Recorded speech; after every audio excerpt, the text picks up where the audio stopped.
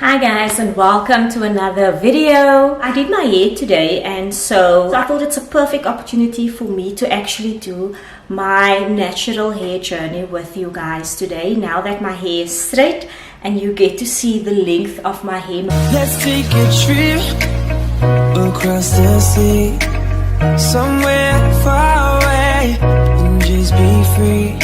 A place times don't go, we can call it our paradise. Just you and I, now wouldn't that be nice? Oh, it's our paradise, staying up all night. Just you and I, under the moonlight. For those of you who don't know, about 2 years ago I did a big chop. I chopped off all of my hair, and this is how much my hair has grown out. Before we get into the video, let me show you guys how long my hair has grown, and then I'll take you guys through my natural hair journey. So I'll take you guys through the pictures and videos, and then I'll just at the end of the video give you some tips and tricks on how I grew my hair. So let's do the length check first. So I'm gonna turn around, and I hope you guys can see. And let me just straighten this out. So this is how long my hair is now.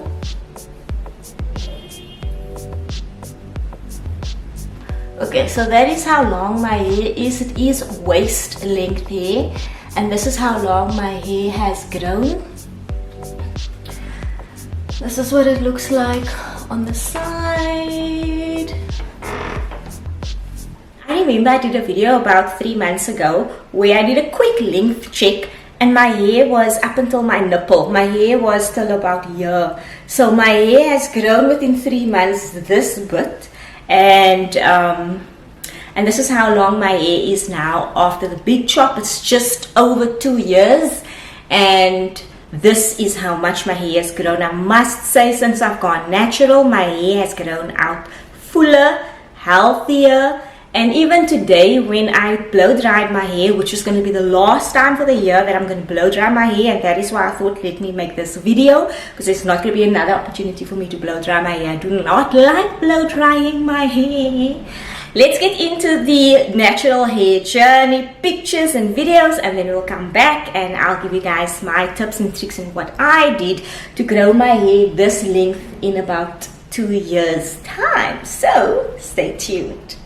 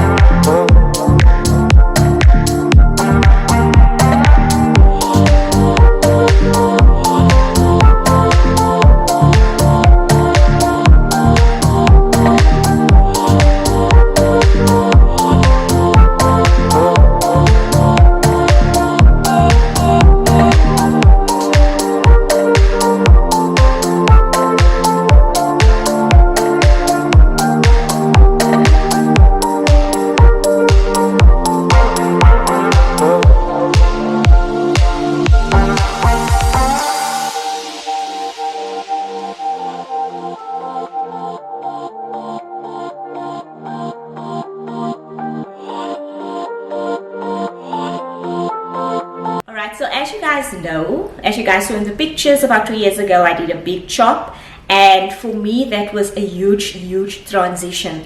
The only reason why I did that big chop is because I didn't have a choice. I had to cut my hair. My hair was falling out in bunches and it was strangly at the ends and it just didn't look healthy at all. And I knew that apart from me getting to the root cause of what is causing my hair to grow out, I knew that I had to cut off my hair and start over. As sad as it was, I had no choice. I had to cut it off. It was the best thing I could have done for my hair. Seriously, like there wasn't one day that I regretted cutting my hair, because I love the journey. And throughout these 2 years of me growing out my hair, I've learned so much about my hair. So I'm going to tell you guys now what I did to make my hair grow. So these would be my tips, things that I've implemented that worked for me, that might work for you guys. My tips won't be based on products or anything that I've used. Of course, I've used a lot of products throughout my journey, but I won't base my results on product, more on methods. So my first tip would be to listen to your hair.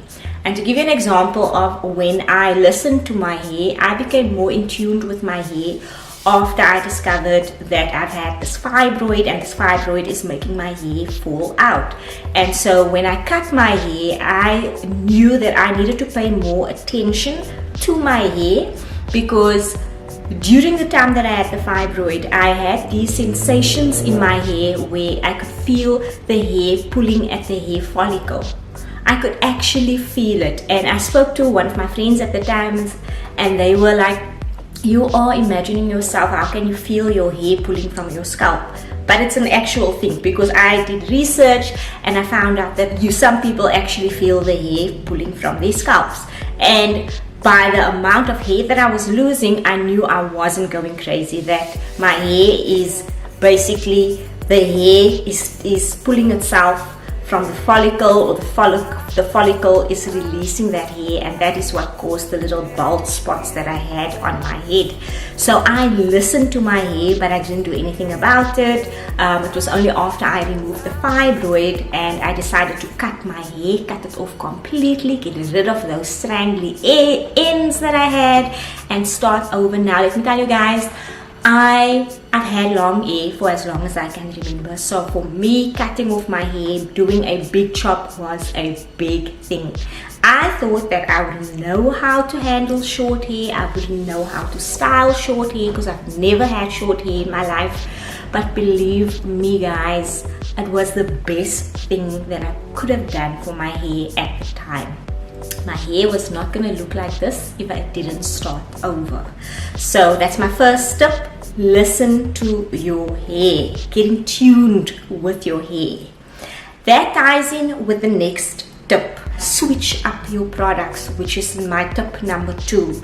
If you feel that the product that you've been using for too long is not giving you the results that it used to get, it means that your hair has become used to that product, and then you need to switch up and try something else, which is what happened to me recently.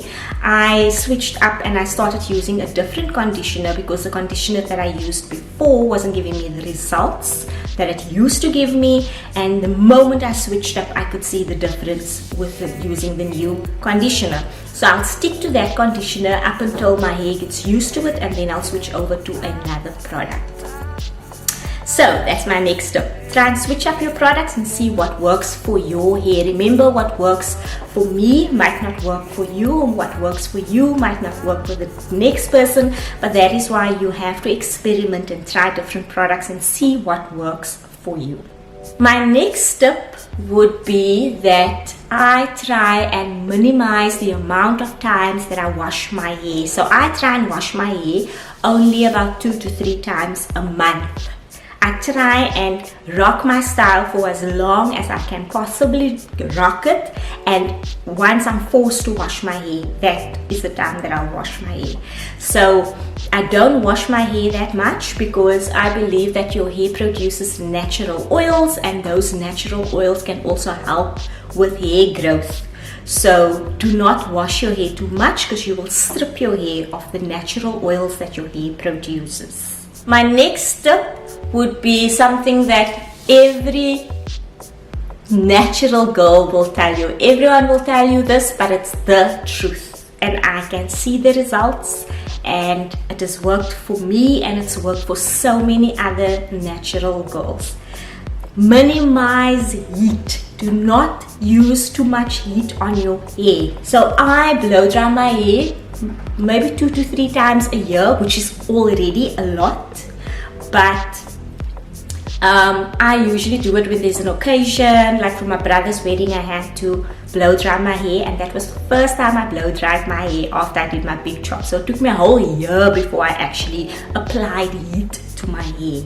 And I remember my sister's reaction when she saw my hair blow dried for the first time. She thought I had a weave or a wig in, because she couldn't believe that my hair within a year grew so long. But that is just because I wasn't using heat for a whole year on my hair. So try and minimize heat. We all know heat causes damage. And so when you do use heat on your hair, or when you are forced to use heat on your hair, try and use a heat protectant just to minimize the damage. My hair today, I only blow dried my hair. I did not use the flat iron because I don't feel that there is really a need for the flat iron. The flat iron is not going to make any difference to the results to this. Basically, it's not going to make any difference. So I wash and blow dry my hair, and that is it. Then I swirl it, and that's how I rock my hair when it's dry and when it's straight like this. I try and not use the flat iron. The last time I used the flat iron, I didn't really see the results. I just wanted to see if the flat iron was going to make a difference. Couldn't really see a difference. So from now on, I'm staying away from the flat iron if I do straighten my hair, because this is the results that the blow drying my hair gives me anyway. So there's no need for me to use the flat iron. You want to retain length. So what's the point of growing out your hair and now you're applying heat and your ends are busy breaking off and it's getting thinner, and at the end of the day you don't see the results of all the effort and time that you've put in your hair because the heat is damaging it on the other end. So you don't get to retain that length and see how your hair grows. Another tip from my side would be, take your time with your hair, especially if you're going on the natural journey. Take your time with your hair. Now I know it can be very time consuming just to detangle your hair, because your hair is wet and it's tangled and it's knotted, and it's a process to detangle your hair, and you can get so frustrated and you can just start ripping your hair just to get it straight or just to get those knots out. Do not do that. What I do is, when my hair is knotted like that, I try and pull it apart with my finger. I try and finger detangle it first to get the most knots out, and once I see there's a knot at the end, I'll start pulling apart those hairs just to get that knot out, and then I'll go over with my wide tooth comb, and after that I'll go over with a brush. So take your time with your hair, because again, you do not want to damage your hair. What I also do is I detangle while I'm in the shower. It works for some people and it doesn't work for some people. It works for me.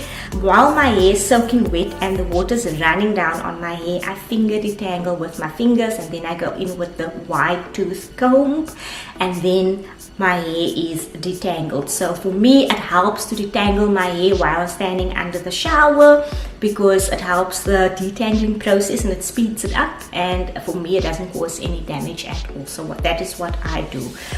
Take your time with your hair. And so when you know it's wash day, decide on a day when you know you will have time to spend with your hair or to spend on your hair. So make sure that when you do select a wash day, it's a day when you'll be free and when you will have time. Do not do wash day when you're on your way out, because that is going to cause you to not be patient with your hair, and that's when you're going to start ripping at your hair to detangle it before you can style it. And so try and arrange your schedule so that your wash day is on a day when you know that you will have time to spend on your hair. Now, I would say I am a lazy natural because I don't do all the funny things that the natural girls do. My routine is very basic, very easy, very quick. Sometimes I put my moisturizer on and then I'll leave it on for 10 minutes and then I'll put my mask on. Or sometimes I will just mix my moisturizer with my mask and leave it on for about half an hour. Then style my hair. It all depends on my day and if I have time in my day. But I'm a lazy natural. That is my routine. But that brings me to my next tip. I make sure that my hair is moisturized. Invest in a proper conditioner, leave-in conditioner and a mask. And try and use your mask at least 2 or 3 times a month, because the mask will put that added moisture back in your hair, and the more moisturized your hair is, the better the results, and the more you'll be able to, you know, prevent damage. And so try and invest in a proper conditioner and mask, and try and put this on at least 2 to 3 times a month. My next tip would be that if you are not sure, do your research. So if there's a product you are thinking of using but you are not sure how it's going to work on your hair, because we all have different types of hair and our hair will react differently to different types of products. So if you are not sure if a product will work on your hair, do your research. Try and join natural groups online, and you will learn so much from these groups, because people will actually post their experience with a certain product and they will post what has helped for them, and you can get so much tips from those groups and so much knowledge and so much information from those groups, and it can actually help you in your journey. So I've done that. I've joined I think 2 natural groups on Facebook, and it just motivates me when I see other people's results. Join a group. It will definitely help you in your journey. It will motivate you, and it will teach you what type of products you can use, because the people will obviously post their experience with certain products and what has helped for them, and it might help for you. Another tip that I do, especially when it comes to wash day, is I do scalp massages. My battery keeps on dying. I'm so sorry guys if the angles change, if you guys can see the angles change, but my battery keeps on dying, and then I have to wait 5 minutes before I can actually proceed with the video. But like I was saying, I enjoy wash day. What I look forward to the most on wash day is the scalp massages. Oh, I give myself the best scalp massages. So when I have my shampoo in, I go in with my fingertips, not with the nails, with the fingertips, the little buds. It's nice and soft. And so you just massage your scalp. So on the areas where I feel I need a little bit more stimulation, I just go in, which is here at the back. Here at the back, my hair is not as full as it is in front. And so I focus on that area, and also here in the middle where I have a spot here in the middle that, you know, frizzes up completely, and I feel my texture here is completely different to the rest of my hair. But then I just go in when it's wash day and I have my shampoo in. I go in and I do a little scalp massage, and it's so nice and relaxing. And not only is it relaxing, but it also stimulates new hair growth, because you are stimulating your blood circulation, which increases or which encourages new hair growth. My last and final tip would be, guys, if you feel that you've tried everything, you have done the natural journey, you have stayed away from chemicals, and you've tried everything and nothing is working, try and start over. Try and do the big chop. Now I know this is not something everyone can do, and I don't normally encourage just going straight to the big chop. I always tell people who's asking me, how did I get my hair to grow so fast? I always tell them, you know, these are the things I've done. Try it first. Try and help your hair to curl. You can do the finger coils, you can do the bantu knots, you can do all of these things. You can use curl enhancing products to help your hair curl. If you've tried that for a long time and you still don't see any results, then try and go for the big chop and start over. That is what I've done to get my hair to grow. Remember, everyone's journey is different. Not everyone is the same. Not everyone's hair will grow at the same length, but you can help your hair to grow by taking care of your hair, by preserving your hair, by putting in that extra added moisture, by staying away from your hair, by trying not to damage your hair with chemicals, by trying not to rip at your hair, by using protective styles to protect your hair. by staying away from heat, you can minimize the damage and actually help your hair grow. Regardless of genetics or not, you can help your hair grow. But my battery is flashing again, so I'm going to end the video over here. I hope you guys enjoyed the tips, and I hope this video has helped you somewhat. And if it did, leave a comment down below and let me know what you guys think of the video. And I'm gonna end the video over here. Thank you so much for watching, guys. Thank you for staying tuned, and until next time, goodbye, God bless, bye. Let's take a trip across the sea.